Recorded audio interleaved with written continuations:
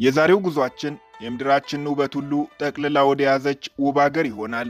ሰው ብትሆን የሚዘናፈል ጸጉር፣ ቀጭን ወገብና ሰፊ ዳሌ ያላት ልቅም ያለች ቆንጆ በሚል ልትገለጽ ትችላለች። ካርታዋን አይቶ መፍረድ ነው። ይህች ሀገር ብዙ ነገሯ እኛ ከምናውቀው የምድራችን ክፍል ይለያል። ለምሳሌ በሰሜናዊ አገሪቱ ክፍል ፀሐይ አንዴ ከወጣች ለ6 ወራት አትጠልቅም፣ ወይም ዜጎቿ ለ6 ወራት ያህል ጨለማ የሚባል ነገር አያዩም። ከባህር በታች ያላት የነዳጅ ሀብት ብዛት ምራቅ ያስወጣል። የነዳጅ ሀብቷን የምትጠቀምበት መንገድ ደግሞ መሰልጠን ካልቀረስ እንደዚህ ነው ያስብላል። ውብ ሸለቆቿ፣ ከሰማየ ሰማያት የሚወረወሩ የሚመስሉት ፏፏቴዎቿና ሰማይን ደግፈው የያዙ የሚመስሉት የድንጋይ ተራሮቿም ድምቀቶቿ ናቸው። በኩለ ሌሊት ፀሐይ የሚወጣባት አገር ይሏታል። እኛ በመደበኛ ስሟ እንጥራት ኖርዌይ። በዛሬው ጉዟችን ሀብት ታቅፋ ውበት ተላብሳ በአስተዋይ መሪዎቿ ተጠብቃ የምትኖረውን ኖርዌይ እንጎበኛታለን።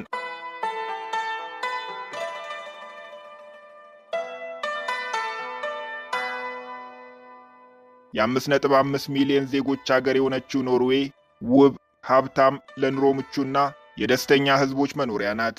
ለዜጎቿ ከፍተኛ ጥራት ያለው ኑሮ የምታቀርብ፣ የከፋ ወንጀል የማይፈጸምባት፣ ብሔራዊ ሀብቷን ለዜጎቿ በፍትሃዊነት የምታከፋፍል፣ የሥራ አጥ ቁጥር ዝቅተኛ የሆነባት፣ በምድራችን ላይ ለአረጋውያን ሴቶችና ሕፃናት ለኑሮ ምቹ ከሚባሉ አገራት አንዷ ናት።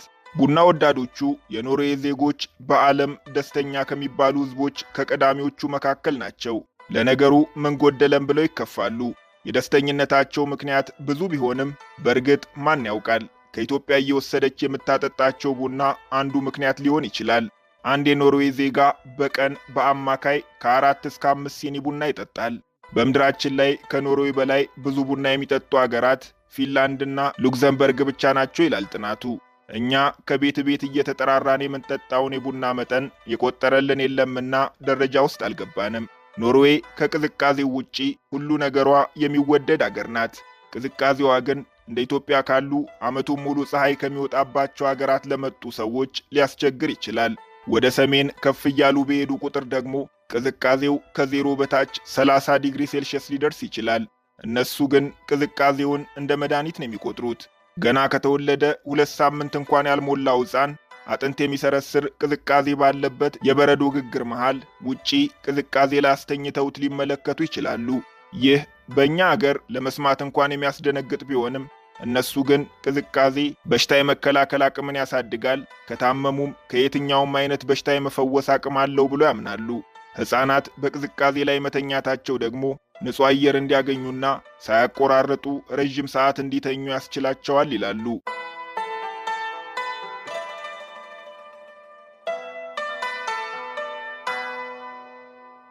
ፀሐይ ሲወጣም ዝናብ ሲዘንብም ሥራ አቁመን ወደ ቤት ለምንሮጥ አፍሪካውያን የኖርዌይ ዜጎች አስተማሪ ሳይሆኑ ራሳቸው ትምህርት ቤቶች ናቸው።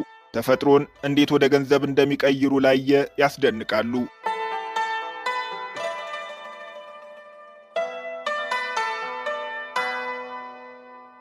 ኖርዌይ በአውሮፓ ሁለተኛዋ፣ በመላው ዓለም ደግሞ 11ኛዋ ነዳጅ አምራች አገር ናት።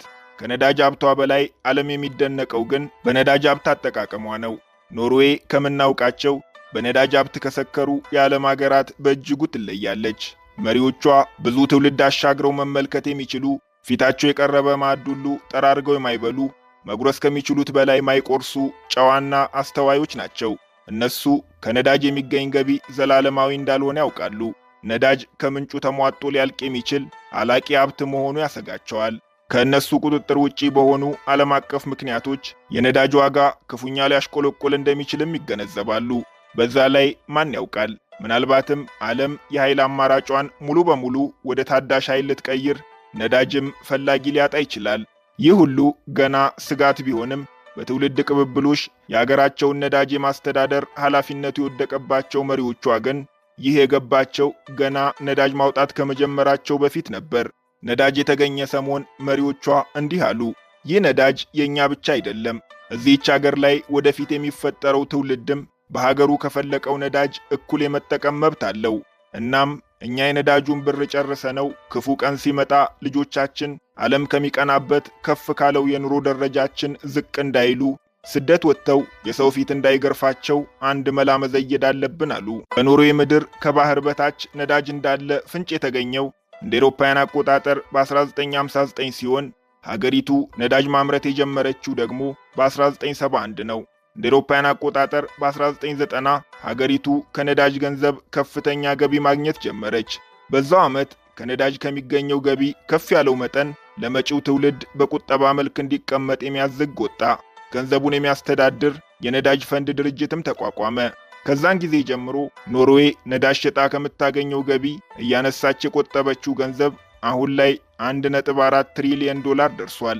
ነዳጅ የፈለቀባቸው ሀገራት መሪዎችና ቤተሰቦቻቸው ገንዘቡን በብልጭልጭና ጊዜያዊ ነገር እያጠፉ የማህበራዊ ሚዲያ መነጋገሪያ በሚሆኑበት ዓለም የኖርዌይ መንግስት ግን ምን ቢቸግረው ከዚህ የቁጠባ ገንዘብ ላይ ከ3 ከመቶ በላይ መጠቀም አይችልም።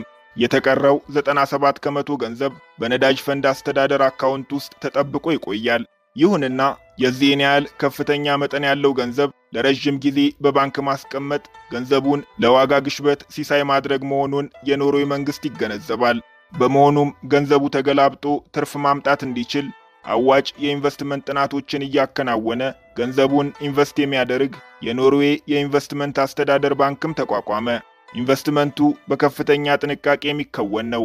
ለምሳሌ የኖርዌይ መንግስት ከነዳጅ የተገኘውን ገንዘብ በሀገር ውስጥ ኢንቨስት አድርጎት አያውቅም። በሀገሪቱ የተለየ ምርት ሳይኖር ከፍተኛ መጠን ያለው ገንዘብ ወደ ኢኮኖሚ ማስገባት የኑሮ ውድነትን በመፍጠር የሀገሪቱን ዜጎች እንደሚጎዳ መንግስት ይረዳል።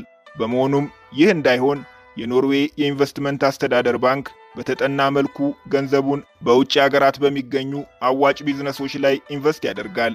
እስከዛሬ ከተጠራቀመው 1.4 ትሪሊዮን ዶላር 70 ከመቶ የሚሆነው ዓለማችን ላይ አሉ በተባሉ የቴክኖሎጂ ካምፓኒዎች ውስጥ ኢንቨስት የተደረገ ነው። አፕል፣ ማይክሮሶፍት፣ አማዞን፣ ጉግል እና ቴስላ ተጠቃሾቹ ናቸው። የመንግስትና ኮርፖሬት ቦንዶች ግዢ እንዲሁም የሪል ስቴት ቢዝነስ ቀጣዩን ስፍራ ይዛሉ።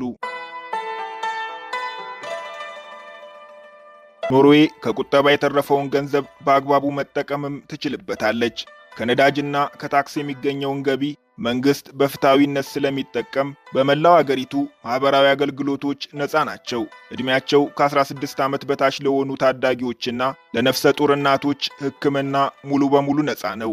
እድሜያቸው ከ16 ዓመት በላይ የሆኑት ደግሞ በአመት 2040 ክሮነር ወይም 23000 ብር ለሕክምና ካወጡ ከዛ በላይ ያለው ወጪያቸው ሙሉ በሙሉ የሚሸፈነው በመንግስት ነው። በኖርዌይ ትምህርት ቤቶች በብዛት የመንግስት ሲሆኑ አገልግሎታቸው ነፃ ነው። በአገሪቱ ከስራ የተቀነሱ ዜጎች ሌላ ስራ እስኪያገኙ ድረስ መንግስት ደሞዝ ይከፍላቸዋል። በኖርዌይ እኛ ከምናውቀው የሥራ ጡረታ ውጪ የእርጅና፣ የአካል ጉዳተኞችና የህልውና ማስቀጠያ የሚባሉ 3 አይነት ጡረታዎች አሉ። የአገሪቱ አማካይ የዕድሜ ጣሪያ 83 ዓመት ሲሆን የሀገሪቱ ዜጎች ከ67 ዓመታቸው ጀምሮ የእርጅና ጡረታ ይከፈላቸዋል። በአካላዊ ጉዳት ምክንያት ሥራ መስራት ለማይችሉ ዜጎች የአካል ጉዳተኞች ጡረታ የሚከፈላቸው ሲሆን ዝቅተኛ ገቢ ላላቸው ዜጎች ደግሞ የህልውና ጡረታ ይከፈላቸዋል።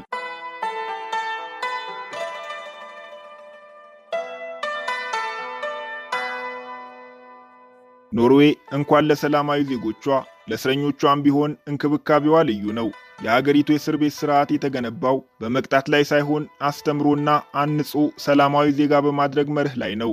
ይህ መርሃቸው ሰምሮ አብዛኞቹ የኖርዌይ እስረኞች ከአንድ ጊዜ በላይ እስር ቤት ገብተው አያውቁም። አንዴ ታርመው ከወጡም ዳግመኛ ወደ እስር ቤት አይመለሱም። በእርግጥ የእነሱ የእስር ቤት ኑሮ አብዛኛው የዓለም ዜጋ ለመኖር የሚመኘው አይነት የተንቀባረረ የሚባል ኑሮ ነው።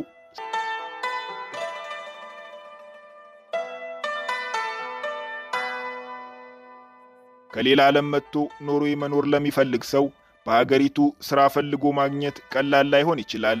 በአገሪቱ በኢንጂነሪንግ፣ በአይቲ፣ በሕክምናና በማሪታይም ጥሩ ገንዘብ የሚያስገኙ ሥራዎች ቢኖሩም ኖርዌይ ገብተው በተማሩት ሙያ ሥራ ለማግኘት ዓመታትን ሊወስድቦት ይችላል። ቀላሉ መንገድ እግሮት ኖርዌይን እንደረገጠ ማንኛውንም አይነት ገንዘብ የሚያስገኝ ሥራ መስራት ነው። ሀገሪቱን እስኪያውቁ ጓደኞች እስኪያፈሩና በአገሪቱ እንዴት ሥራ ማግኘት እንደሚችሉ እስኪያውቁ ድረስ ሥራ ማፈላለጊያ ይሆኑታል። የኖርዌይ ዜጎች ቁጥብና የሌላውን ሰው ፕራይቬሲ የሚጠብቁ ሕዝቦች ናቸው። ሆኖም ዝም ስላሉ ብቻ ግን ሰው አይቀርቡም ብለው ጥጎትን እንዳይዙ እነሱ በቀረቧቸው ልክ የሚቀርቡት እርዳታ ከጠየቋቸውም ከልባቸው የሚረዱት ህዝቦች ናቸው። ይህ ማለት ግን ያንኳኩት በር ሁሉ ይከፈትልዎታል ማለት አይደለም። ያንኳኩ፣ ካልተከፈተሉት እንደገና ያንኳኩ። ይህ እንኳን በሰው ሀገር በራስዎት ሀገርም ያጋጥማልና ከመሞከር አይቦዝኑ።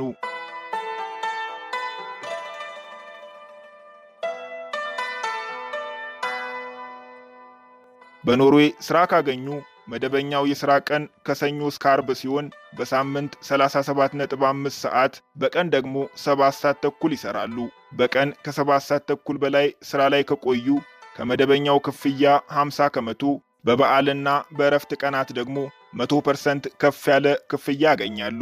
ሆኖም እንደ ሙያዎት ተፈላጊነትና እንደ ፈጸሙት ውል አይነት ክፍያው ከዚህም ከፍ ሊል ይችላል። በኖርዌይ ስራ ያን ያህል አስጨናቂ አይደለም። ቀጣሪዎቹም ቢሆኑ በስራ ሰዓት ለምን ስልክ አወሩ ብለው ከስራ የሚያባርሩት አይነት አይደሉም። በኖርዌይ ሀገር አቀፍ ዝቅተኛ የደሞዝ ክፍያ በሕግ አልተደነገገም። አንዳንድ ኢንዱስትሪዎች በማህበራቸው በኩል ዝቅተኛ የደሞዝ ክፍያ የሚያስቀምጡ ቢሆንም ይህ አስገዳጅ የሚሆነው የማህበሩ አባላት ለሆኑ ድርጅቶች ብቻ ነው። ሆኖም የኮንስትራክሽን፣ የሕክምና፣ የአይቲና ኢንጂነሪንግ ሰራተኞች በአማካይ በሰዓት ከ20 እስከ $30 ሊከፈላቸው ይችላል። ይህ ግን እንዳለዎት የሥራ ልምድና በሙያዎት አይነት የሚወሰን እንጂ ለሁሉም ሙያዎች የሚሰራ ቁጥር አይደለም። በኖርዌይ እርግጠኛ የሚሆኑበት ነገር ቢኖር ስራ ካገኙ በዓመት 5 ሳምንት እረፍት አለዎት።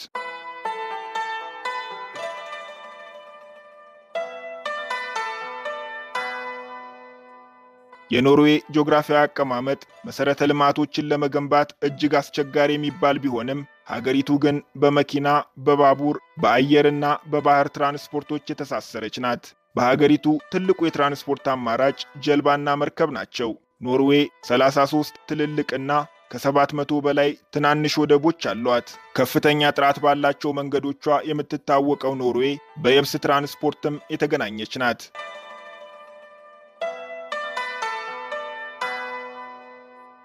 ኖርዌይ ለመኪና የሚሆን ነዳጅ እያመረተች ነገር ግን የኤሌክትሪክ መኪና የምታበረታታበት ምክንያት በሀገሪቱ ጂኦግራፊያዊ አቀማመጥ ምክንያት ነው። ሀገሪቱ ለአርክቲክ በረዶ የቀረበች እንደመሆኗ የዓለም የአየር ሙቀት መጨመር ያሰጋታል። የዓለም ሙቀት በጨመረ ቁጥር ግግር በረዶዎች እየተናዱ ወደ ውቅያኖስ ይገባሉ። ይህ ደግሞ የውቅያኖስን ውሃ መጠን ከፍ በማድረግ ኖርዌይን ጨምሮ በአቅራቢያው ለሚገኙ ሀገራት አደጋን ይፈጥራል። በዚህ ምክንያት ኖርዌይ ለአጭር ጊዜ ገንዘብ ጥቅም ስትል ህልውናዋን አሳልፋ ላለመስጠት ገንዘብ ከሚያስገኝላት ነዳጅ ይልቅ የኤሌክትሪክ መኪኖችንና ታዳሽ ኃይልን ታበረታታለች። ኖርዌይ ነዳጅ አምራች ሀገር ብትሆንም ነዳጅ በውድ ዋጋ ከሚሸጡ ሀገራት ከቀዳሚዎቹ ትመደባለች። ሀገሪቱ 98 ከመቶ ኃይል የምታገኘው ከታዳሽ ኃይል ሲሆን 88 ከመቶ ከሃይድሮ ኤሌክትሪክ ግድቦች፣ 10 ከመቶ ደግሞ ከንፋስ ኃይል የሚገኝ ነው። አብዛኞቹ የሀገሪቱ የኃይል ማመንጫ ጣቢያዎች በውጭ ኃይሎች የተገነቡ ቢሆኑም ልክ እንደ ነዳጅ ጉድጓዶቿ ሁሉ ዛሬ ላይ አብዛኞቹ የኃይል ጣቢያዎቿ በመንግስት ቁጥጥር ስር የሚገኙ ናቸው። የዛሬው ጉብኝታችንን በዚሁ እናብቃ። አብራችሁን ስለቆያችሁ እናመሰግናለን።